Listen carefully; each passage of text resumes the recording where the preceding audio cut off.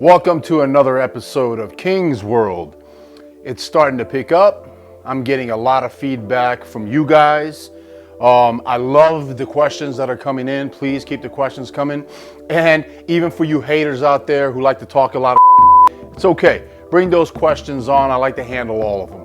I like to bring on all the comers and I keep knocking them out the box. Okay, so what are we going to talk about this week? Well, something that I get all the time. What's the best style for bodybuilding training wise? Is it volume? Is it heavy training? What is it? What kind of bodybuilding training routine meet your goals for your own specific genetics? That's what it comes down to, folks. It comes down to genetics. Are you a naturally strong guy? Are you a hard gainer? Do you have small joints? It depends. When you put all those aspects in together into one, then you figure out what kind of training style is best for you. I'm gonna break it down for you, give you the ins, the outs, the good, the bad, the truth, the myths, and then we're gonna find out what exactly works for you and what worked for me. Here we go. Volume versus heavy. Okay, let's start with volume. Volume training, what does that mean? It means high reps, super pumps. That is the key to most of all of this stuff when it comes to training and this sport. I get it all the time. I see it all the time. There's a huge difference between weightlifting and bodybuilding. Most of you people out there, most of the people I see in the gyms, travel in the country, travel in the world, they're weightlifting. They're not bodybuilding. There's a huge difference. I myself made that mistake. I thought that bodybuilding meant weightlifting when I first started. Why?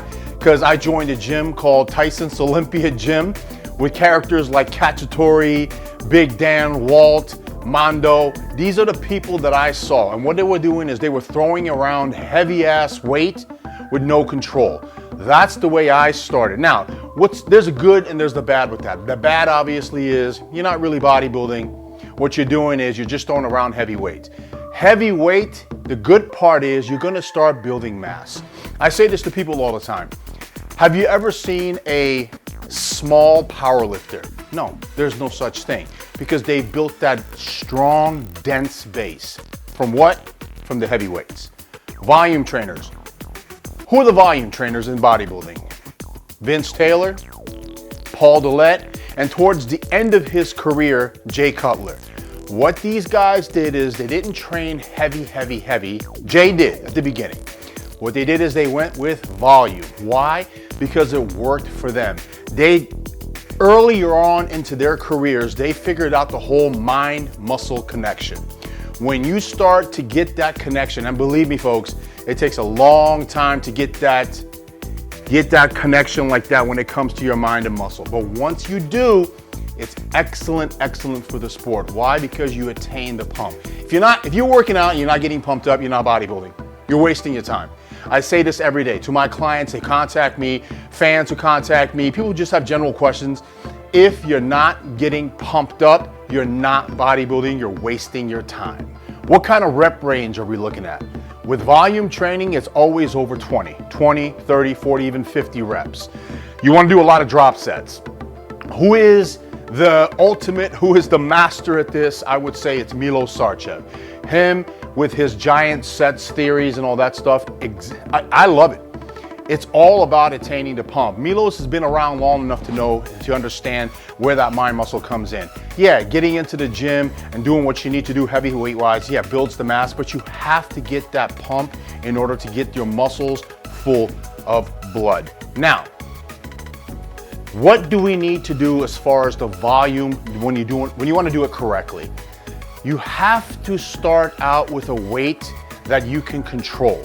Okay, once you go to that control, then you start to get that connection going. I believe it's 50%. 50% of your maximum weight is what you should start with. Start with 50%, do 10 to 15 reps, drop the weight 10%, continue for another 10 to 15 reps, drop the weight, another 10%, finish off the set. That's volume training. Milos, with his giant sets, took it to another step. He added several exercises, but still with the same concept. Pump controlled reps, pumped controlled reps, volume training. Now we go to heavy training. Come on, folks. Do I even need to say his name? Mr. Ronnie Coleman. You don't get as heavy as that man went. That's brutal, brutal, heavy style training. Names that come in mind: Ronnie Coleman, Dorian Yates, Branch Warren, Kevin Levrone, and yours truly, King Kamali. We trained heavy. That's the way I was taught from day one, and that's the way I took it throughout my entire career. Heavy ass weights. Now, the good and the bad, heavy weights. You put on size, you put on density. Bad, injuries. I can't tell you how many injuries. I mean, look at Ronnie, look at Branch, look at Kevin, torn pecs. Look at Dorian, torn triceps, torn quads, torn lats. It is a dangerous way to train, but it adds on the mass and adds on the density. You can't deny that. What does the heavy training do? I call it shock and awe.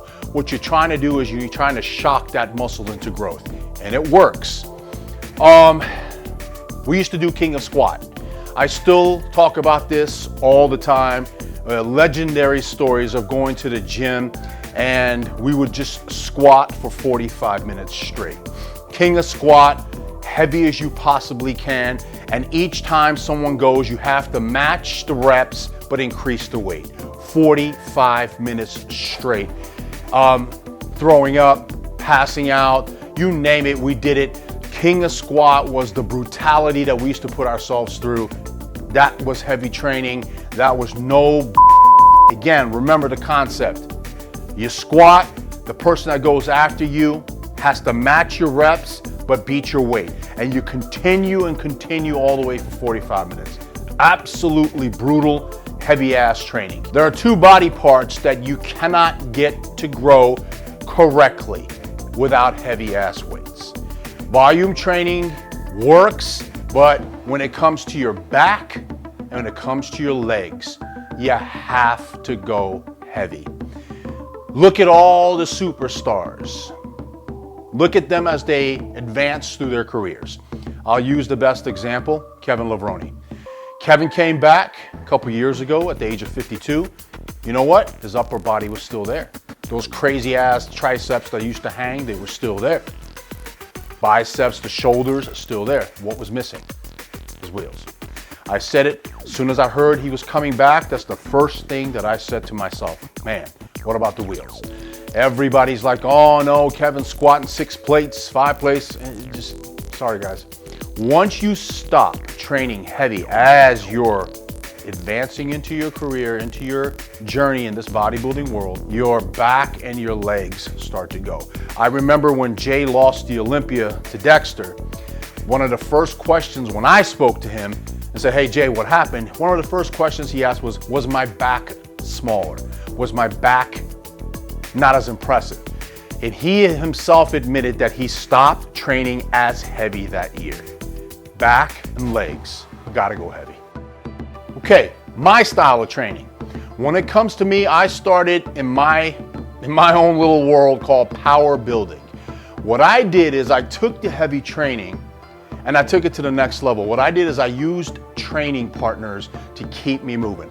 Almost exactly like Mike Mentzer. Mike Mentzer had the same philosophy. Use training partners to keep your ass moving through those forced reps. That's the key, forced reps. For example, I'll do a stack on reverse grip pull downs, wide grip, okay, for back. I will do the stack, put a 45-pound plate on it. I can only do that 4 or 5 times with my own strength, and then I get my training partner, who's got to be just as strong as I am, to push me through another 5, 6, 7 reps of force. That was my style, and that's what added on the dense muscle so quickly in my career. I knew that when I got my pro card, when I won the nationals, I remember like it was yesterday. I remember talking to Chad Nichols, who was my coach. He said, you're not ready. Your conditioning is there, but you're not ready with the size to step on the pro stage. And that was in 1999.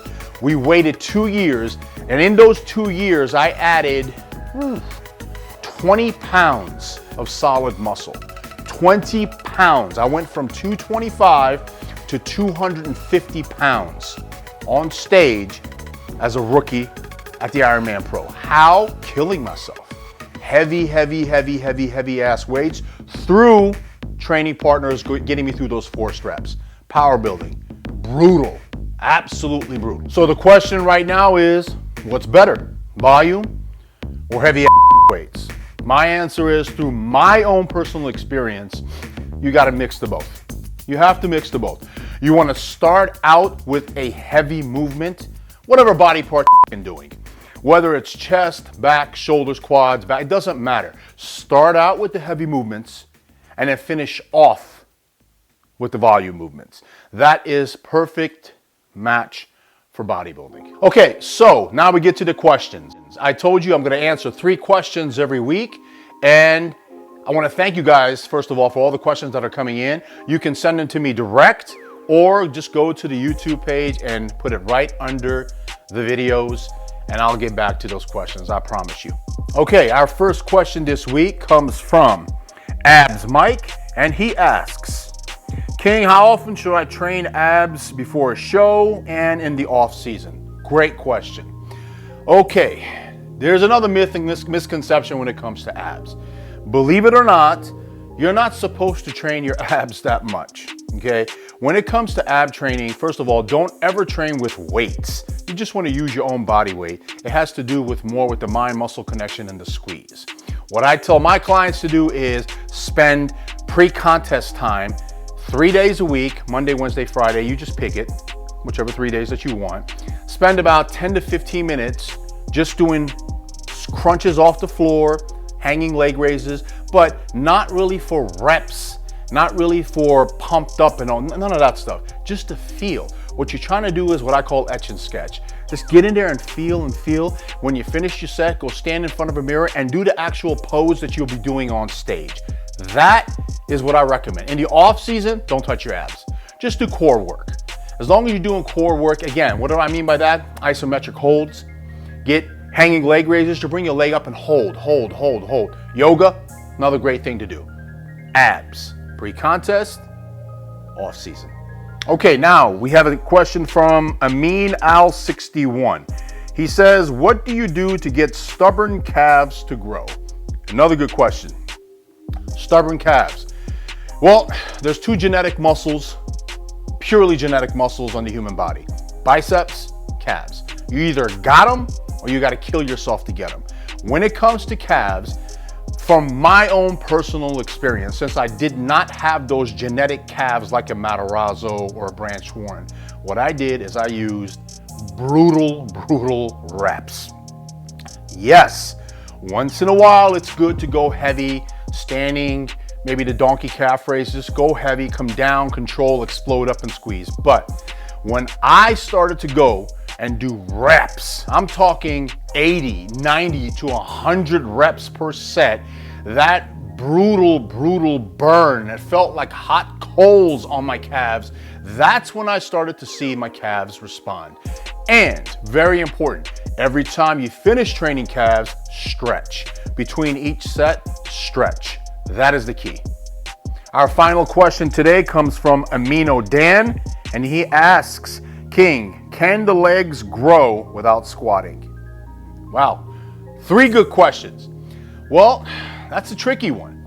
Half of me says yes, half of me says no, because again, it has a lot to do with your genetics, but here's my advice. When you're starting out, when you're a youngster and you're getting into it and your body's still fresh, yes, get in there. Heavy, brutal, squat, grind it out, power training, all that stuff that you need to do to build that strong base. When you get into your journey and you're not a rookie anymore, then you need to start utilizing more of the machines. Perfect example, Dexter Jackson.